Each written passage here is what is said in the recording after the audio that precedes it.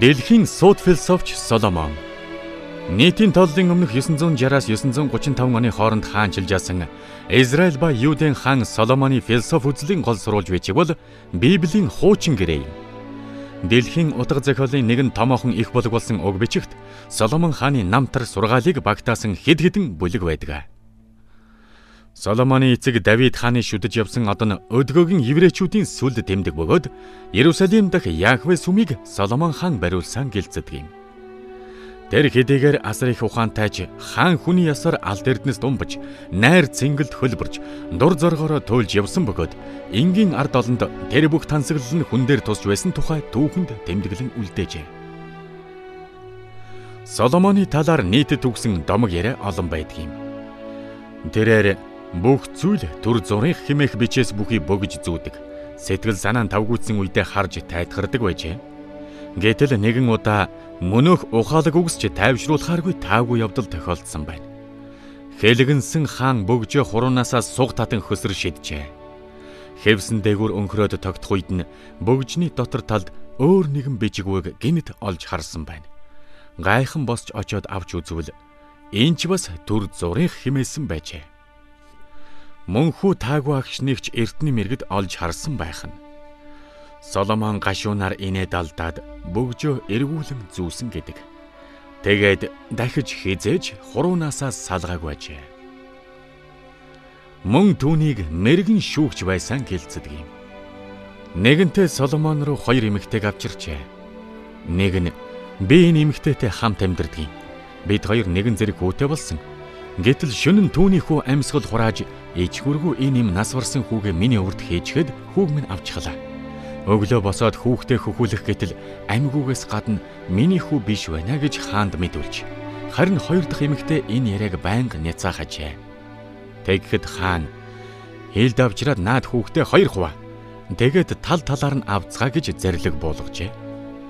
Нэг их нь тэгэлтэй надад ч тэрэндэж битгий оног тэгээд хэнэггүй байхад нөгөөх нь үгүйтэй хүүхдийн минь тэр авбал авг гагцхүү амьдл үлдээж үзээжтэй хэмээн чарлсан байна.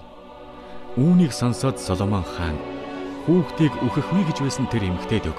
Тэр л жинхэнэ их нь байна гэж зарилгдсан гэлцдэг юм. Энэхүү домог манай ард түмний эрт дээрээс үлгэр болгон хэлэлцсээр ирсэн эртний хинэтхэгийн алдар дуран зохиол Арж бурж хааны үлгэр, Бэгэр Мэжид хааны тууж зэрэгт мэрэгэн хаан Бэгэр Мэжидэд тохиолдсон явдал хэмээн дурддагдсан нь ч бий. Ер нь Библийн үлгэрүүдээс манай ард түмэн дам хувилбаруудаар сайн мэддэг байсан тухайд олон жишээг дурдж болох юм. 13 дугаар зууны үед Библийн судар албан ёсоор монголчлогдсон түүхэн баримтаж бий.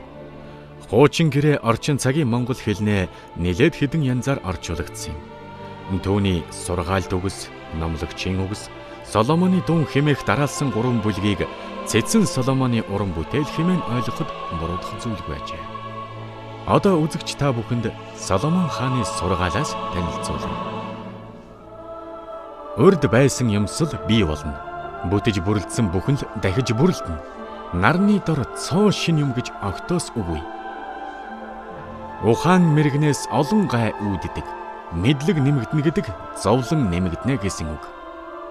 Би олон зүйл үзсний эцэст эгээл харанхуйг бодвол гэрэлгэгээ илүү хэрэгтэй ажиллаар мунхаг явснаас ухаантай байх нь хавьгүй чухлыг ойлгов.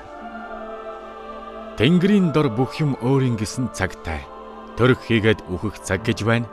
Эвдэн сүйтгэх ба бүтээн босгох цаг ч гэж байна. Чулууг тарааж хаях цаг, цуглуулж овоолох цаг ч бий.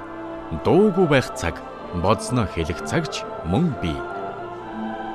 Бурхан гэдэг хүмүүнийг соён гэгэрүүлэхийн тулд л юм. Учир нь хүмүүс бол малаас юр ялгаагүй тэр л гагцаар мэднэ. Бүх зүйл хумхийн тоосноос бий болсон. Эргээд хумхийн тоосол болно. Амлсан бол биелүүл. Амлж хаад биелүүлэхгүй байснаас огт амлаагүй дээр.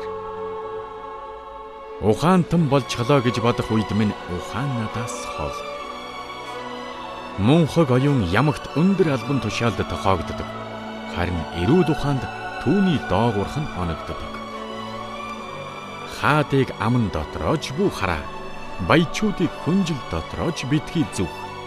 Ийм зүхлийг тэнгэрийн шувууд зууж аваад жигүүртнийхээ зангаар энд тэндгүй цацчихдаг юм. Амаа хамхин гэдэг сэтгэлээ хямгадна гэсэн үг. Ам хэдий чинээ сул байна, төдий чинээ муу зүйл дагна. Их инээхэд зүрх өвддөг. Баярлж хөөрсний эцэст ямагт гоних болно. Сайхан хэрнээ замбраагүй бүсгүй бол хоншоортой алтан цагирга зүүсэн гахайнаас өөрцгүй. Өөгүй дардан мэд санагдагч замууд бий л дээ.